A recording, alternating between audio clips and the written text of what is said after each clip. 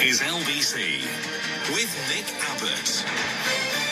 And I'm joined on the line by Jon-Christopher, White House correspondent for Real Political News. Hello, John. Hey, nice to be with you at a different time this week, but look forward to always being with you, Nick. You know that. Yes, and me too. Likewise, you are talking to us from Washington, D.C., I understand. Yes, you are. And until a few days ago, it was apparently the world's most dangerous city. You're lucky to be alive.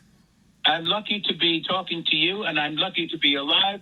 And this is not the world's most dangerous city. I've never had a problem in this town. And, he can hype that up all he wants, so he can become the major general of, he's never been in the armed services, by the way.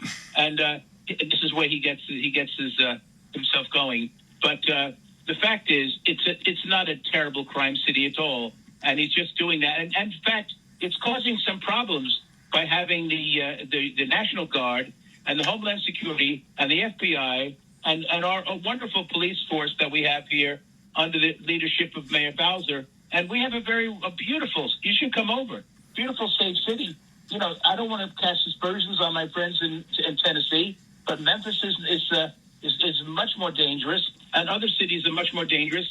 And this is our nation's capital. We have to keep it looking good. So my suggestion is, let's clean up the streets and let these military folks go back and serve their country otherwise. I appreciate the invitation, but I'm going to have to decline while the current administration is in office. I don't blame you, but I would come over with the Stommer. I'd come over in a flash. Okay. I hear that Donald Trump doesn't like any figures that disagree with the last thing that he said, and that violent crime is apparently down 27% in Washington in 1 year. Robbery is down 30%, but he doesn't like those figures, so he's going to make up his own. Well, he has a habit of doing that. We've discussed that before. He doesn't have the sense of truth and a sense of reality.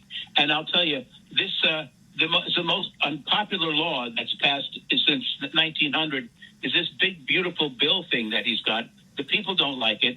The American people, it is hurting them. The economy and his tariffs have been reduced. The labor force is crashing the economy because the tariff is putting a real bind on the people who are trying to buy things. And guess what? Christmas is coming. The goose is getting fat, and no one's going to have any money to buy anything because the tariffs are killing them. And this is really starting to show in polling, isn't it? Because he is underwater. I mean, this time during Biden's premiership, I think he had something like a 60% approval rate, and Trump's is in the tank. It's like below 50%. Well, he's having different problems, and it didn't help him in Anchorage, Alaska, when he met with the man who he is servile to, the way he praises Vladimir, the thug, Putin, and he just, he was said he's going to be very severe if he doesn't come across with a ceasefire. He's going to be very severe, and he's going to get him with the tariffs, and who knows, he might.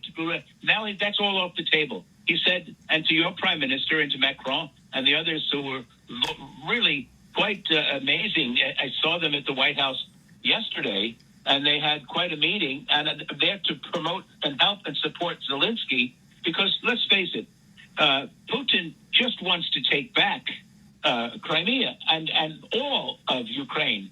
He is like the Tsar coming back. Imagine the Tsar and Stalin in one guy. I always was saying that about Putin, and that's what he wants to be.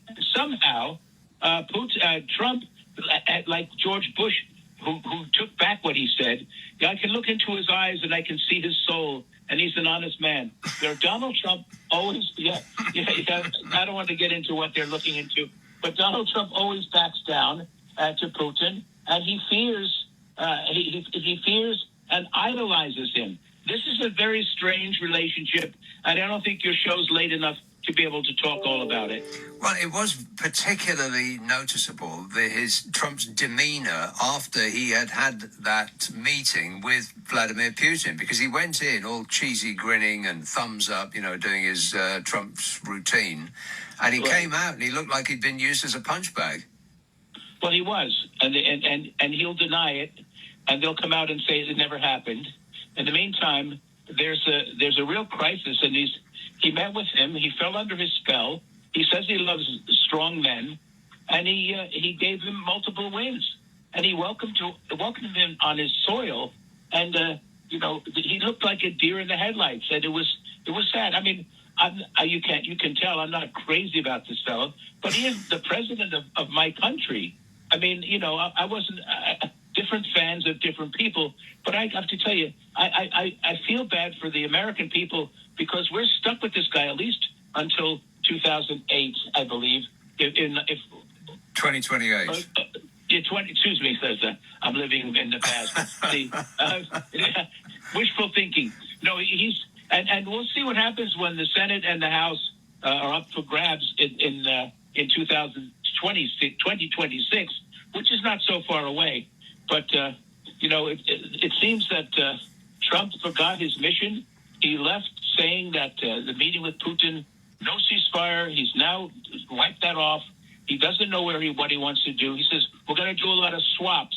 We're going to trade. This is not New York City real estate. This is the world crisis ready to go with Putin. And you've got a guy like Zelensky. Talk about the Nobel Prize. Trump thinks he's going to win the Nobel Peace Prize. But world peace is on the line. I got to tell you something. Zelensky's got more of a chance of getting that Nobel Peace Prize. And he's jealous because Obama got the Nobel Peace Prize before he was even in the Oval Office, before he was even president, or back in the very beginning, I should say, the very beginning, and he's really upset about that. I saw a cartoon the other day of the scene in the Nobel Peace Prize office when they were deciding who to give it to, and one of them said, let's just give it to Obama again, for giggles. Yeah, right. He would that would take. He would be out. He would be on his way out if that happened.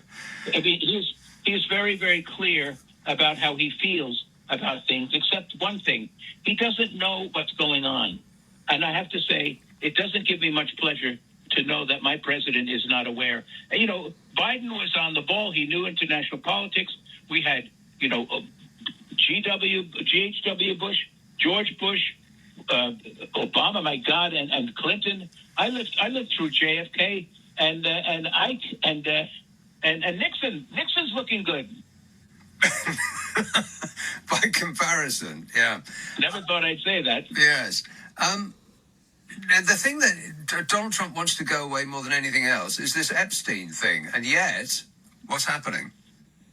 Well, the Epstein thing, I'm afraid that's the albatross, I should say, around his neck, and that's not going away because he's being plagued by that, and the fact is that he can't get rid of that, and there's more things coming out this week, and there's more information being disseminated by the Department of Justice that is coming out, and there's a lot of information in there, and possibly a lot of people who are being named. And they talk about naming names. That's coming out, and I think he's going to have to be holding on to his hat because, the fact is that we don't know exactly what there is, but we know there's a lot of things. And, when you think about it, it's something that people can relate to. Women can relate to it, certainly. This is about molesting and kidnapping young girls. That's just amazing. And, the GOP Congress is holding hearings, and not much real information seems to be coming out yet, but it will. And I think that's going to be the problem. And Trump is done all of the international peacemaking to distract from Epstein. He's done all the stuff across the world to distract from Epstein. But this has really got him under the collar. And Epstein, who's dead, and we all don't know how he died. They say he killed himself. Well, that's to be TBD, right? But I think